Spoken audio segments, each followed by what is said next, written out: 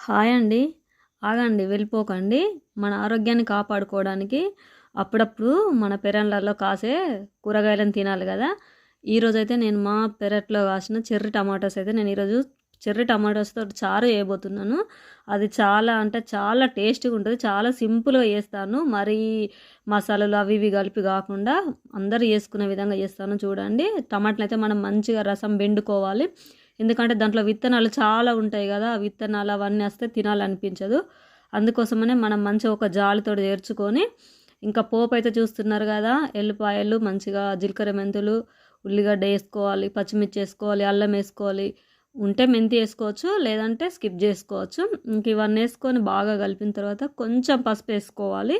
ఇంకా పసుపు కూడా మనకు కొంచెం పచ్చివాసన పోయిన తర్వాత ఇంకా ఇదిగోండి నేను విత్తనాలు కూడా లేకుండా మంచిగా తేర్చుకున్న ఒక జాలితోటి జ్యూస్ తేర్చుకున్న జాలి ఉంటుంది కదా, దాంతో చేర్చుకొని ఇంకనైతే చారు అయితే మర్ర పోసుకున్న చూడండి. మనకి ఈ విధంగా ఉండాలి, ఈ విధంగా ఉంటే మంచిగా తినాలనిపిస్తుంది, ఏ డిస్టర్బెన్స్ లేకుండా ఉంటుంది అన్నట్టు తినడానికి పంటికి అట్లా.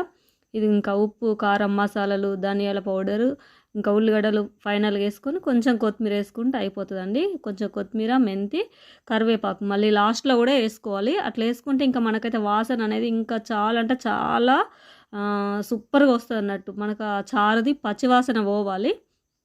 పచ్చివాసన అంతే లోపైతే ఈ విధంగా మసాలా పెట్టుకోవాలి మనం. ఇట్లా తింటే మనం అప్పుడప్పుడు మన ఆరోగ్యాలను కాపాడుకోవడానికి మనకు అవకాశం మనమే కలగజేసుకున్నట్టు ఉంటుంది కదా. అందుకోసమనే అప్పుడప్పుడు పెరళ్ళలో కాసిన కూరగాయలు తినండి. ఈ చారు అయితే సూపర్ అంటే సూపర్గా ఉంది. ఇదిగోండి ఇంకా నాకైతే ఆ వాసనకి ఇంకా ఆకలి ఆగలేదు, అందుకే వేడి వేడిది ఊదుకుంటూ మరీ నేను తింటున్నాను.